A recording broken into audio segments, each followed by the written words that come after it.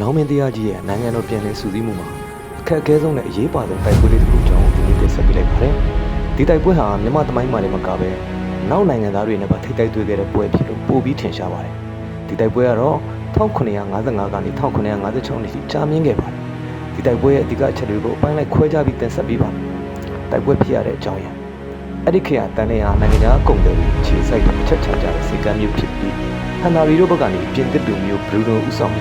ပြင်သစ်တပ်တွေကလည်းအမြောက်နဲ့လက်နက်တွေကူညီပေးနေတာကြောင့်အလောင်းမင်းတရားကြီးတို့တန်နေကိုတိမ့်မိုက်ဖို့ကအလွန်အရေးကြီးလာခဲ့ပါတယ်။ဝိုင်းဝန်းပိတ်ဆို့ခြင်းဖြစ်ပါ1955ခုနှစ်မှာအလောင်းမင်းတရားကြီးကတန်နေကိုစတင်ဝိုင်းရံခဲ့ပါတယ်။ဒါပေမဲ့တန်နေမျိုးကအခိုင်အမာတိဆောက်ထားတာကြောင့်လွယ်ကူတိုက်လို့မရခဲ့ပါဘူး။ရိတ်ခါဖြတ်တောက်ခြင်း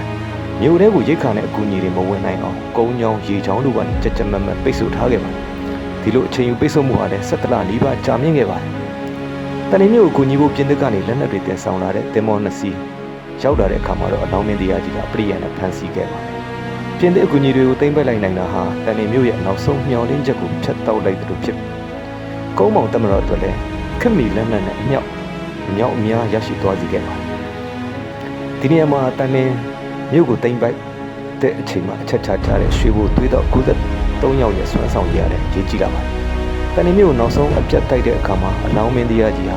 အသေးခံတိုက်မဲ့ရဲမဲ့93ယောက်ကိုရွေးချယ်ခဲ့ပါတယ်။ဒီရဲမဲ့တွေဟာမြို့ရိုးပေါ်လေကားတွေနဲ့တက်ပြီးရန်သူခံစစ်ကိုတင်းဖောက်ထွင်းခဲ့ကြပါတယ်။သူတို့ရဲ့ရဲစွမ်းတတိကြောင့်ပဲ1956ခုနှစ်ဇူလိုင်လမှာတန်နေမြို့ကိုအောင်မြင်စွာသိမ်းပိုက်နိုင်ခဲ့ပါတယ်။တန်နေကြဆုံးပြီးနောက်ပဲခူးဟန်နာရီဟာအထီးကျန်သွားပြီးမကြခင်မှာပဲကြဆုံးခဲ့ပါတယ်။မြန်မာရေးရမှာဝင်ရောက်ဆွတ်ဖက်နေတဲ့ပြင်သစ်တို့ရဲ့အခန်းကဏ္ဍကိုအပြတ်ရှင်းနိုင်ခဲ့ပါတယ်။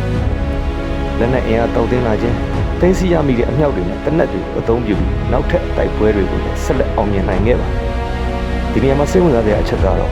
တိုက်ပွဲမှာဖမ်းဆီးရမိတဲ့ပြင်သစ်အမြောက်တပ်သားတွေကိုလောင်းမင်းတရားကြီးတပ်ဖြတ်ခြင်းမပြုဘဲသူ့ရဲ့အမြောက်တပ်မှာခန့်အပ်ပြီးမှုထမ်းစေခဲ့ပါတယ်။ဒါဟာရန်သူအရေးချင်းကိုအသုံးချတဲ့